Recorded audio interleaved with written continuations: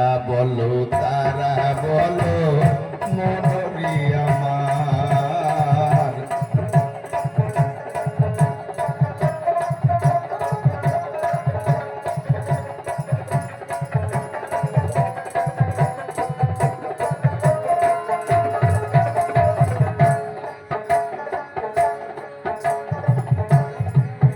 দুদিনের জন্য আমরা পৃথিবীতে এসেছি, এই দুদিনের জন্য পৃথিবীতে এসে আমরা কত আত্মীয় স্বজন তৈরি করেছি, মাতা পিতা ভাই ভগ্নী আত্মীয় স্বজন পাড়া প্রতিবেশী,